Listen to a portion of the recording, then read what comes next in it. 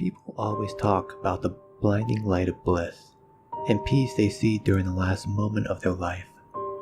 Like there's something indescribable force that pulls them towards their final destination, a place they can see their loved ones again, an infinity of painless existence.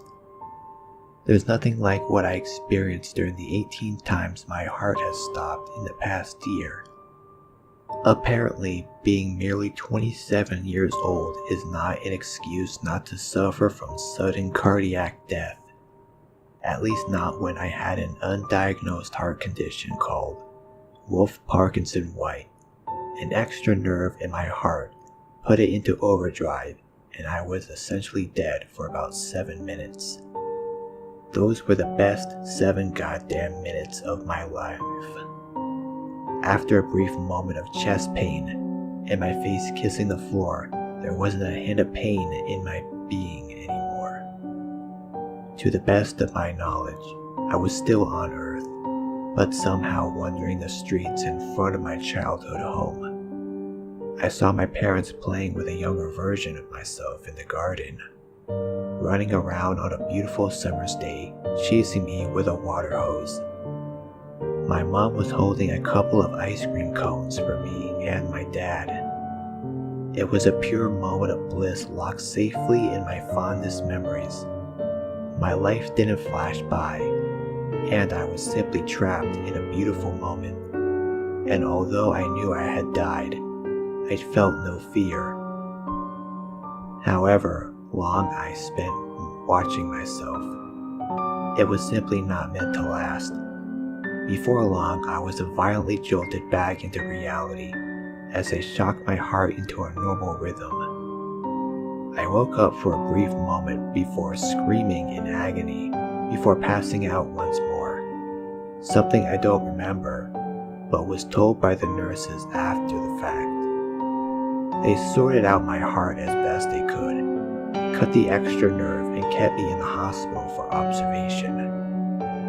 I had survived unscathed from the ordeal, and after a bit of healing, they allowed me to go home. Call it limbo, the place in between, or the friggin' afterlife. Whatever you name it, I knew I needed to go back. Unfortunately, the internet doesn't offer much in terms of the afterlife. I suppose they had bad internet reception there, so I resorted to the next best thing. Forums about people who had temporarily died, but returned from the brink of their own demise. Searching for that, I found exactly what you expect. The bright light, the tunnel, and even some who claimed there exists nothing but darkness. Their experiences might have been just as real as my own, but ever so slightly different, and definitely not what I was looking for. I ventured deeper, checking out methods of suicide. Don't get me wrong, I absolutely did not wish to lead this life quite so soon. But there had to be a way to temporarily die, and then get brought back without permanent damage. Of course, Googling suicide only served to me a list of prevention hotlines. So that was a short and unsuccessful mission. Even the deep web had little more to offer. A few forums that weren't listed on any casual browser. Some with different experiences, people coming back with a profound new respect for life, and others who wanted nothing more than just remain dead.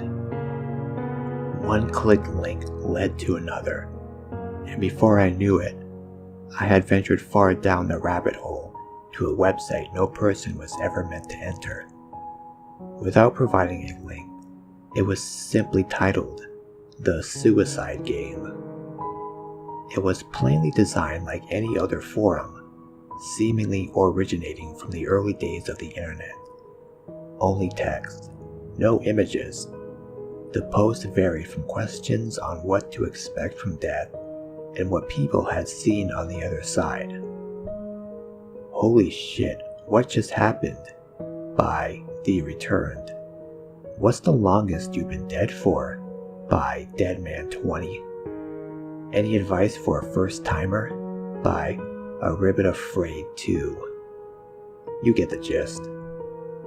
There was a sticky post lingering on the top of the page that caught my attention. Submitted by the sole user marked as an admin. Their name was Lazarus. How to Temporarily Kill Yourself by Lazarus. Without hesitation, I clicked the link. It would either be legit or just a scam to somehow get money, or provide a free virus for my computer. Either way, I would quickly discover the truth. Are you brave enough to have a peek on the other side of life? Finally get a first-hand answer about what happens once we die. Maybe you've already had a glimpse and want more, but without the mess of actually staying dead? Then Mordenex might just be for you. A catchy description, I thought to myself, as I scrolled a bit further down, only to be met by a bunch more serious messages. Warning, read the following before purchasing Mordenex. Individuals who suffer from chronic heart, liver, or kidney disease, as well as psychological disorders, should refrain from using Mordenex in any capacity. The drug will temporarily stop your heart from 1 to 3 minutes by altering nerve conductivity between your articular node and Purkinje system. The electrical activity is quickly restored as the drug dissolves, and you'll be back to normal. Instructions on dosage will follow your order. Do not, under any circumstances, exceed recommended dosage or frequency of administration. Package content: 24 sublingual tablets. Delivery time: 5 to 7 days. Don't believe us? Try a sample of 3 tablets, free of charge. I clicked on the last link for the free sample. Yeah, taking drugs from a stranger is objectively a bad idea. But honestly, who would voluntarily part with expensive drugs just to mess with someone? Even though I had suffered a heart attack, the doctors had assured me it would not occur again after having undergone treatment. After all, I was still a young man with a rare but treatable heart condition. I waited 5 days, and the sample arrived in my mail, conveniently disguised as regular vitamin C tablets. I locked myself in and read the instructions. It was pretty much the same as advertised on the website, with some advice on where to take the pills and to have some water and food prepared for recovery. After little consideration, I thoughtlessly put one of the pills under my tongue. It burned slightly as it dissolved in my mouth. I counted my breaths nervously, holding one hand on my chest to see if it was working. Darkness. I don't even remember going out. Stripped from my body, I found myself walking inside an unfamiliar house. A family sat in a small living room, warmly lit by a burning fireplace. Their windows were covered by a thin layer of snow, and a beautifully decorated Christmas tree stood idly in the corner, protecting a pile of colorful presents. A young couple sat snugged up in the sofa, watching as their little son ran around with an excited smile on his face. It must have been quite early in the morning, because it was still dark outside. The kid grabbed one of the presents and tore off the wrapping paper. Their shared bliss froze me in place. I could feel their warmth as I watched them just living their best life. Not a care in the world as long as they had each other. The son shrieked in excitement as he discovered a set of tiny model cars hidden within his present. He instantly started playing around, making pretend races with his new toys. It was the purest moment I'd ever seen. Their happiness radiated towards me, filling me with unspeakable joy. The crackling fireplace emitting its angelic sound, getting louder by each passing second. It was too loud. A log had somehow fallen out, and a spark had set fire to their curtains. I yelled out for the family, but I was nothing more than an invisible observer in their world. Within a minute, the room became engulfed in flames, and the distracted family had not noticed it in time to get out. The door was blocked by flames, and I could do nothing but to watch helplessly while they burned to death in their home. I violently gasped for air as I was brought back into the real world. I still heard the helpless screams of the family echoing in my ears. In real life, only a couple of minutes had passed, but it felt much longer in purgatory. I'm not ashamed to admit I wept. Throughout my life, I had lost. My parents dying at a young age from terrible disease. I've gone broke due to student debt and had some trouble finding a place in life. But nothing compared to watching that family hopelessly being trapped with no chance of escape. 2 pills remained from the free sample I had received, and I threw them both away without a second thought. I wouldn't voluntarily go through that again.